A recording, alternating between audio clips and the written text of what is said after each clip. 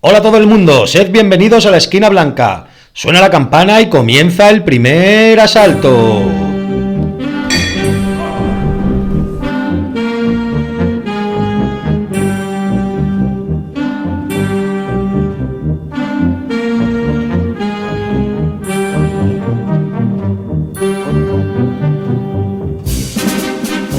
Antes de dar comienzo al vídeo de hoy, queremos explicar que este, junto con los dos siguientes vídeos que subamos, forman parte del prólogo a la serie de los campeones del mundo españoles.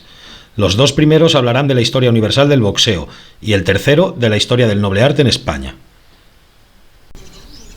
También queremos aclarar que incluimos a Maravilla Martínez entre los campeones españoles, primero porque tiene la doble nacionalidad. Y segundo porque nos sale de los huevos. Perdón por la interrupción. Ahora sí, os dejamos con el vídeo de hoy. Esperamos que os guste. En este vídeo descubriremos los orígenes y la evolución del boxeo, desde sus inicios hasta las reglas del Marqués de Queensberry. Comenzaremos nuestro viaje en la cuna de la civilización, más concretamente en la civilización sumeria. Las primeras referencias a este sitúan su origen en Sumer. Este es Sumers, no Sumer.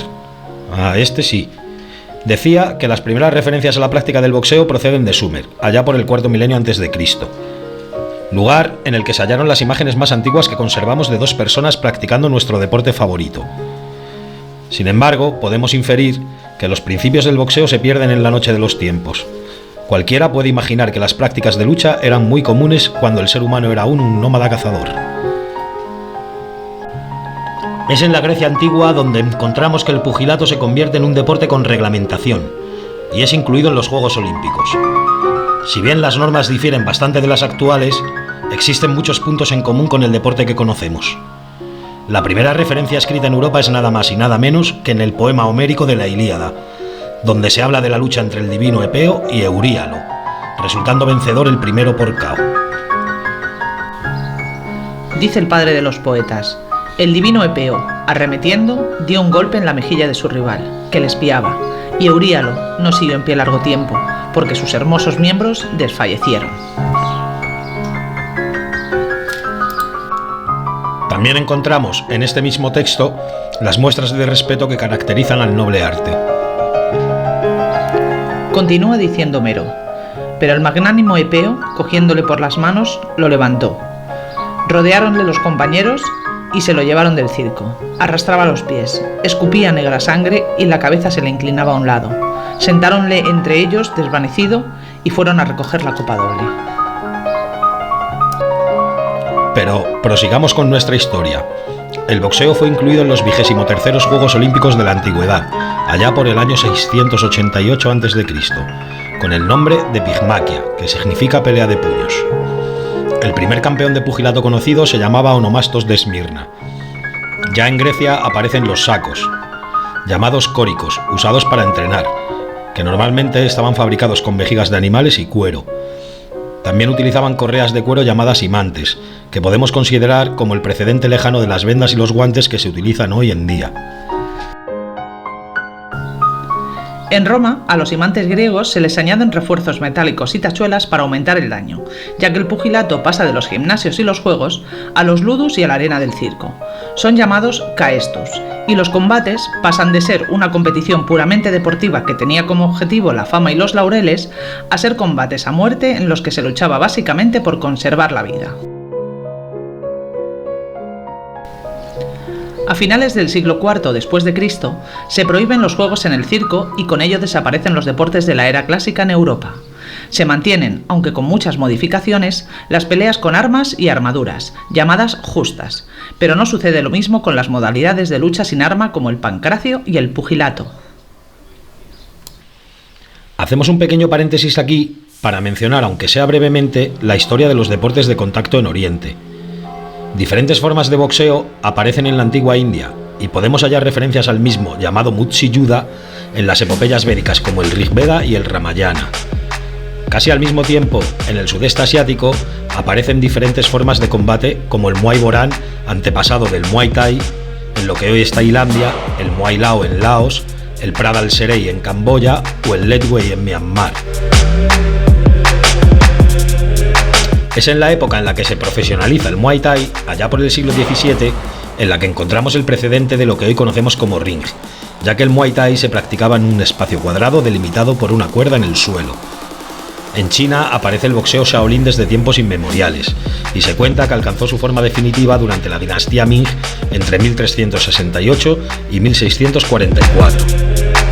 De este se derivan casi todas las modalidades del Kung Fu, como el Wushu, el boxeo borracho o el propio Tai Chi, también llamado boxeo de sombras. En Japón aparecen el judo o el karate, influenciados por las artes marciales heredadas de China. Ya en el siglo XVII, con la expansión de los imperios británico y francés por Asia, el noble arte ingresa en Inglaterra y Francia. En Francia acaba dando lugar al sabbat o boxeo francés. Sin embargo, es en Inglaterra donde estas formas de lucha procedentes de Oriente alcanzan mayor popularidad y desarrollo, dando lugar al boxeo tal y como lo conocemos.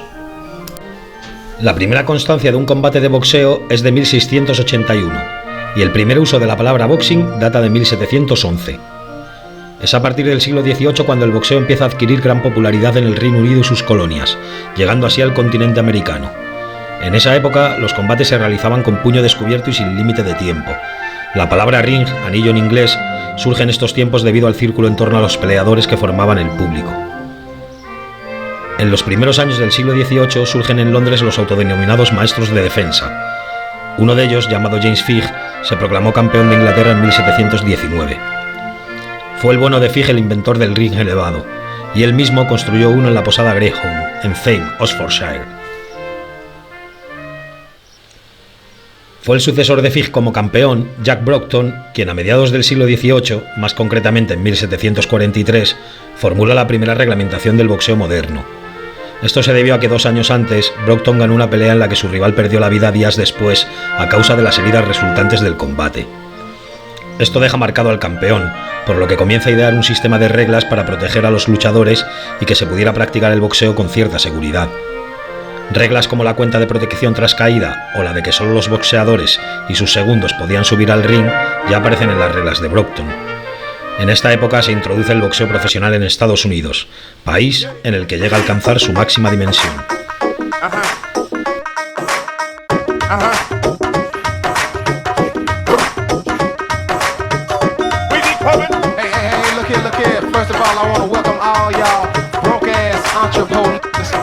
Players Club. It's packed, homies don't know how to act. We the max, VIPs in the back with a stack of numbers. My homies like them dumber, we ought to get them smarter. Baby, take my order. The only shark that's swimming in here, no water. Got your daughter doing things you don't think she oughta. Get the order to slaughter any ass like that. You know how the lonely act off the cognac. Brainiac with maniac, Mac here. Down to get this out of town party cracking. Homie back in. Pero vayamos por partes. El deporte de la tarima llega a Estados Unidos de la mano de los ingleses, y el primer boxeador del que tenemos noticias fue un tal Bill Richmond, 1763-1829, un afroamericano nacido esclavo y que fue conocido con el apodo de El Terror Negro. Richmond tan solo perdió una pelea, fue a los 41 años contra el campeón Tom Cribb, en el asalto 60. Otro boxeador negro que destacó en esta época fue Tom Molinox, quien compró su libertad con las ganancias de sus combates. También fue derrotado por el campeón Cribb en 1811.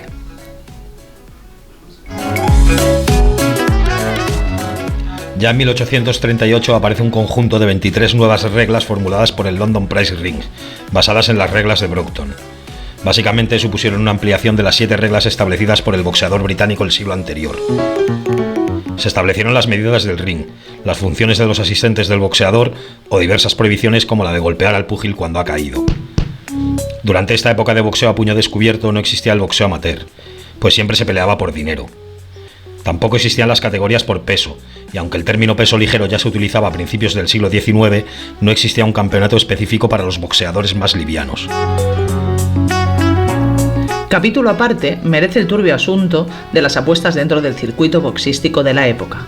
Aunque no se puede negar que este deporte, tal y como lo conocemos, no habría sido posible sin las apuestas, ya que era con el dinero de estas con lo que se pagaban los salarios de los púgiles. No es menos cierto que ya en la segunda mitad del siglo XIX se habían convertido en un problema para el desarrollo del boxeo como deporte honorable. Los intereses encontrados de los apostadores llevaron a amañar combates comprando a púgiles y árbitros. Así comenzaba el declive de los combates a puño descubierto y el amanecer del boxeo con guantes. En 1867 se inaugura en Londres el Lille Bridge Grounds, donde establece su sede el Amateur Athletic Club, que organizó el primer torneo amateur de la historia, y a su vez la primera división por pesos: peso ligero, peso medio y peso pesado. El mecenas John Douglas, noveno marqués de Queensberry, patrocina este campeonato y utilizó el sistema de 12 reglas que Chambers, fundador del Amateur Athletic Club, había redactado 2 años antes, y que serían publicadas con el nombre de Reglas de Queensberry para el deporte del boxeo, y popularmente conocidas como Reglas de Queensberry. Y aquí termina el primer asalto. Suscribíos si os ha gustado, dadle like y a la campanita. Y ya saben, no bajen nunca la guardia, porque la vida es el rival más duro.